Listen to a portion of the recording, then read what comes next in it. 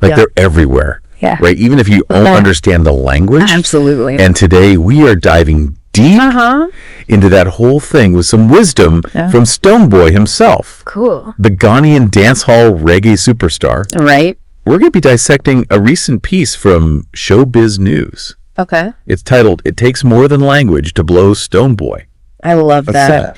It's a great jumping off point, you know, because we always hear that music is this universal language, but Stonebwoy's kind of pushing back on that a little bit. Yeah, he's basically saying, hey, singing in English or Spanish isn't some like magic ticket to global fame. Right, exactly. And I mean, you see that with K-pop dominating the charts. Yeah. Most people don't understand a word. Nope. But it's huge. And Stonebwoy points to some really fascinating historical examples, even from Ghana itself. Yeah. He mentions composers like Philip Kabeho, who wrote the national anthem, and Ephraim Amu. Right. Their music achieved national recognition, even though a lot of Ghanaians don't even speak the languages that those songs were originally written in. So it's like their talent and the power of the music kind of transcended the language barrier. Totally. I think it really did. Yeah. You know, and it makes you think about how music does that. Yeah, how does it do that? I think it taps into emotions, rhythms,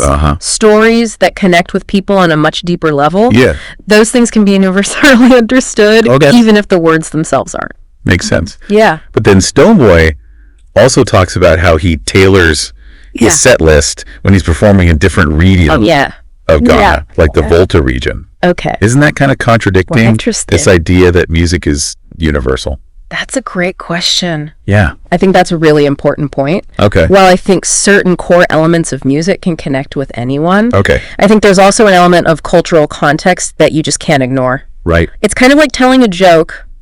You know, what works in one setting might not work in another. So I think Stonebwoy is demonstrating a savvy awareness of that. So he's adapting his message to resonate with a specific audience. Yeah. Even within his own country. Yeah.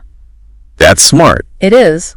But also seems like a lot of work. Yeah. Imagine doing that on a global scale. Totally. Yeah. And that brings us to this bigger point. Okay. Breaking into the global music scene. Yeah. It's incredibly difficult. Yeah. Language is just one piece of the puzzle. Right. It's also about strategy, cultural awareness, and building that connection with your audience. It sounds like Stonebwoy is saying talent will only get you so far. Totally. You need to understand your audience, be willing to adapt, and even take some risks. Exactly. And I think that leads us to a really interesting question for you. Okay. If music can transcend language barriers, what other factors besides talent and strategy might contribute to an artist's global success?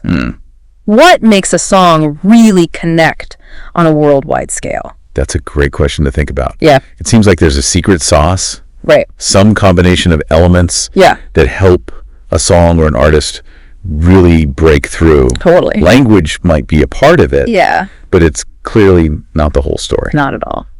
Definitely something to think about. Absolutely. Thanks for listening. Yeah. Thanks, everybody.